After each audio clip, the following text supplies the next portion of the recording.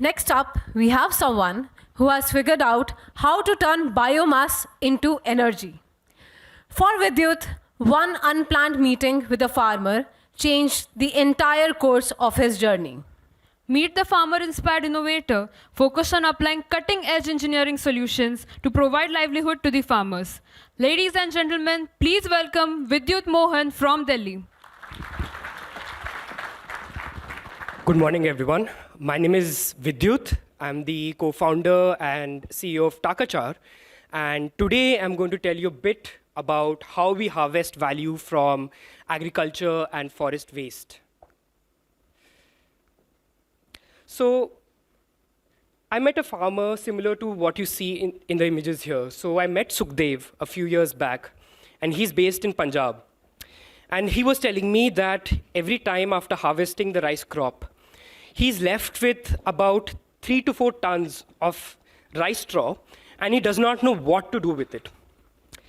He cannot sell that as cattle feed.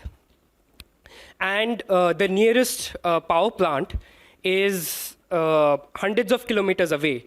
And it's too expensive for him to transport this agricultural waste over this long distance. And in 10 days' time, he has to plant the wheat crop. So what does he do? How does he get rid of this agricultural waste from his land quickly? So the cheapest and fastest way for him to do this is to basically take a matchstick and set it on fire. And when millions of farmers like him set their agricultural waste on fire like this, it creates a horrible smoke and smog situation, not only in those rural areas, but also in urban areas nearby.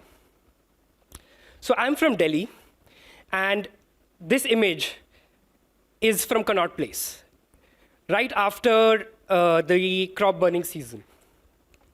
And this is during the day. And the situation was so bad at that time of the year. This was last year.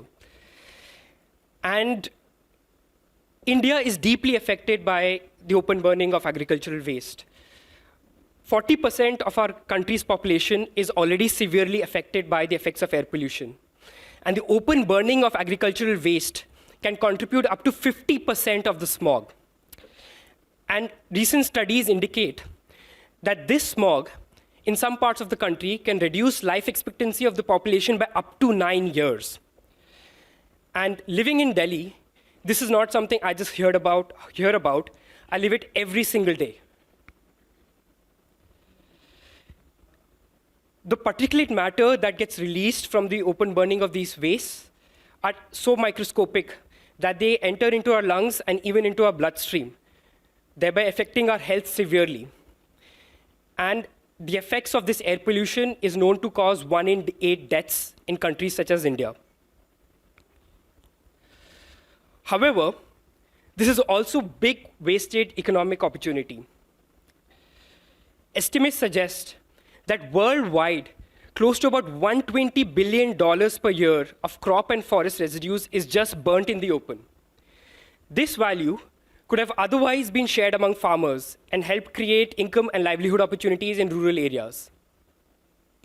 This is an image, by the way, taken by NASA. And you can see all the red dots are essentially the heat signals of farm fires in Punjab and Haryana.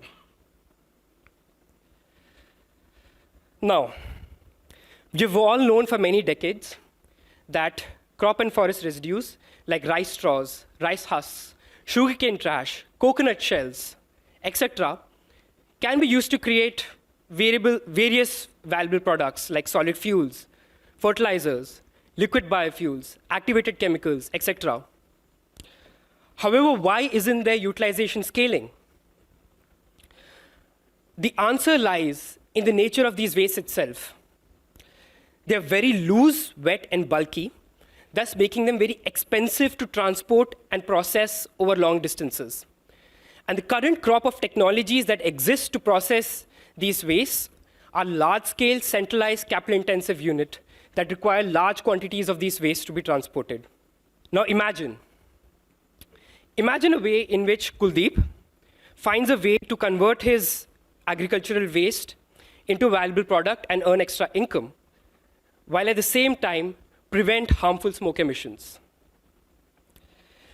We have developed a technology that can process these loose, bulky and wet crop residues into an upgraded, dense, carbon-rich feedstock that can be used to make various valuable byproducts, various valuable carbon-rich byproducts like fuels, activated chemicals, fertilizers, etc. We have developed small-scale, low-cost, portable equipment that can be latched behind tractors or even donkey carts and taken to remote farms and forests to process these agricultural wastes into these various carbon-rich byproducts. Our equipment can be completely be powered by solar panels, thereby making it suitable to be deployed in remote rural areas. Furthermore, it can be repaired and maintained locally using locally available resources, and at the same time, it can be operated by unskilled or even semi-skilled labor because the entire process is automated.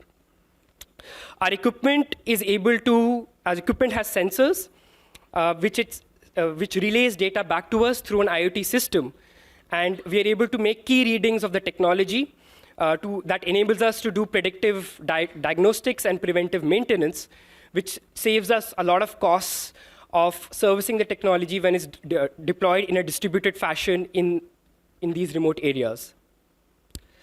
So this is the latest version of our equipment, which is currently being manufactured and is going to be deployed in parts of the country. And this is a fully portable pack-and-go version that can just go from farm to farm.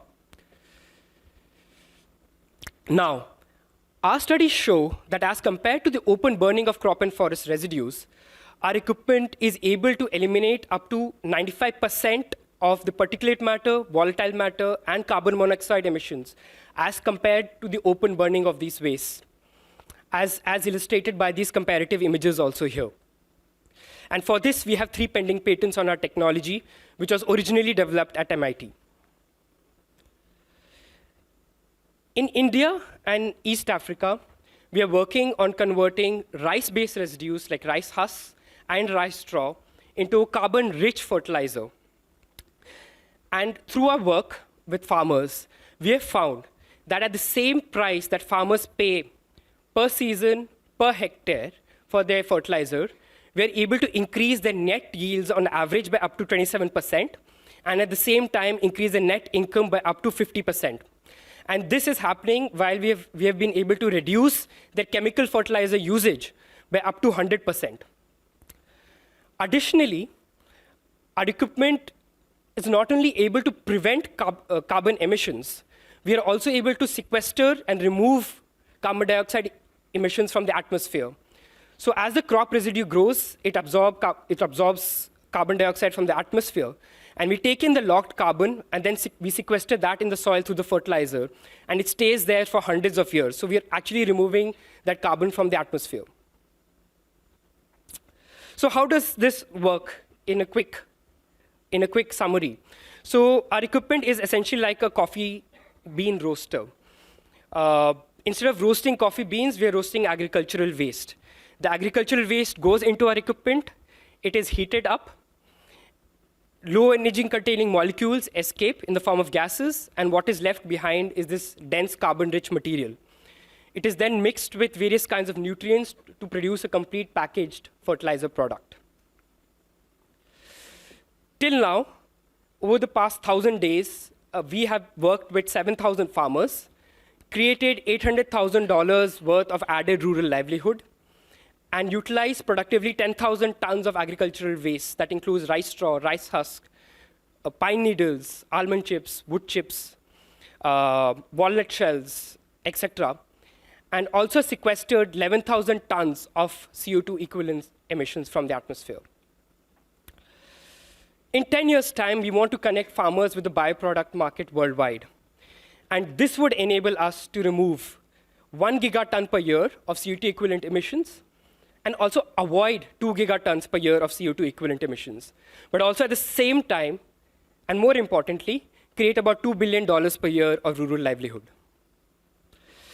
So join us in our mission, which is supported by prestigious organizations such as Bill Gates' Breakthrough Energy, Elon Musk's X Prize, Prince William's the Earthshot Prize, which is also called the Green Oscars, and also the World Food Programme. and help farmers turn their farm trash into cash. Thank you.